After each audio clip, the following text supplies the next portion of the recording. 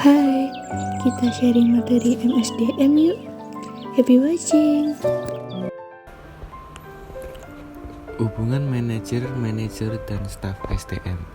Hubungan antara manajer dan staf SDM sangatlah penting dan saling menguntungkan. Berikut adalah aspek penting dari hubungan tersebut.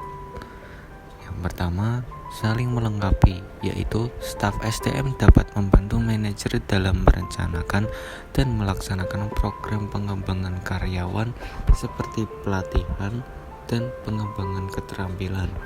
Yang kedua, komunikasi yang efektif, yaitu manajer dan staf SDM harus dapat berkomunikasi dengan baik satu sama lain. Ini termasuk memberikan umpan balik secara terbuka, berbagi informasi tentang kebutuhan tenaga kerja, dan merencanakan strategi pengembangan karyawan. Yang ketiga, saling menghormati, yaitu manajer dan staf SDM sebaiknya bekerja sama dalam pengambilan keputusan terkait pengelolaan sumber daya manusia seperti rekrutmen, pengembangan karyawan, dan penilaian kerja. Yang keempat, bekerja sama untuk mencapai tujuan bersama, yaitu keduanya harus bekerja sama untuk memastikan kebutuhan tenaga kerja dipenuhi dengan tepat. Staf SDM dapat membantu manajer dalam merekrut, mengelola, dan mengembangkan karyawan yang untuk mencapai tujuan organisasi. Adapun beberapa contoh bagaimana manajer dan staf SDM dapat bekerja sama antara lain. Yang pertama, perekrutan dan seleksi karyawan baru.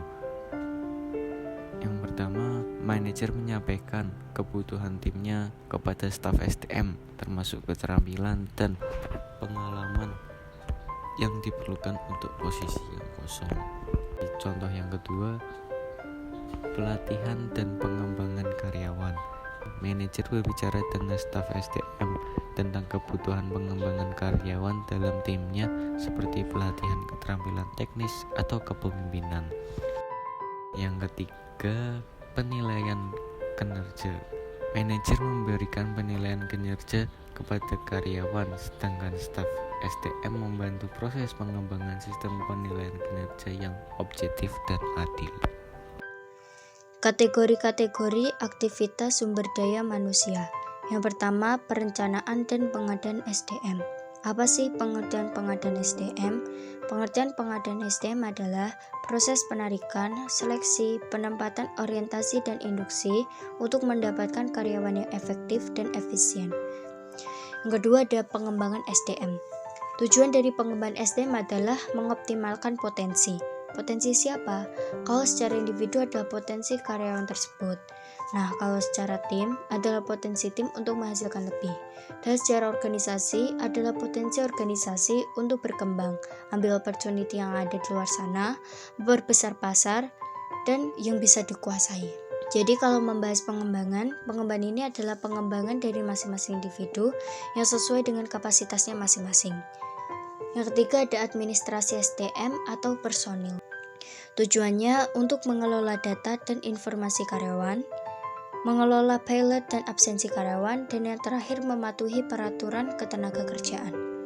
Selanjutnya ada tantangan-tantangan yang dihadapi sumber daya manusia. Tantangan-tantangan yang dihadapi sumber daya manusia ada dua.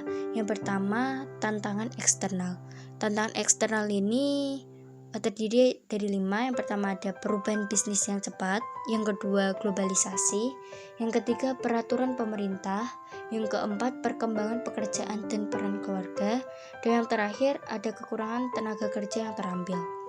Nah, dari tantangan eksternal itu dilihat dari tantangan di luar perusahaan seperti globalisasi. Globalisasi di mana sering berubah-ubahnya zaman yang mana perusahaan harus mengikuti era globalisasi yang akan semakin canggih. Yang kedua ada tantangan internal. Tantangan internal ini ada dari dalam perusahaan atau dari karyawan itu sendiri. Yang pertama, posisi organisasi dalam bisnis yang kompetitif. Yang kedua, fleksibilitas. Yang ketiga, pengurangan tenaga kerja. Yang keempat, tantangan restrukturisasi. Dan yang terakhir, bisnis kecil. Peran manajemen sumber daya manusia. Di era modern yang penuh dengan perubahan dan perkembangan, peran MSDM semakin krusial bagi organisasi untuk tetap kompetitif dan berkembang. Adapun beberapa peran utama MSDM di masa sekarang. Yang pertama, sebagai mitra strategis. Yang kedua, sebagai pembuat keputusan. Yang ketiga, sebagai pendukung kesejahteraan karyawan. Serta yang keempat, membangun dan memelihara talenta. Peran MSDM di era modern jauh lebih kompleks dan strategis dibandingkan sebelumnya. MSDM harus mampu bertransformasi menjadi mitra bisnis yang gesit, inovatif, dan berfokus pada data untuk membantu organisasi mencapai tujuannya dan menciptakan masa depan kerja yang lebih baik bagi semua karyawan.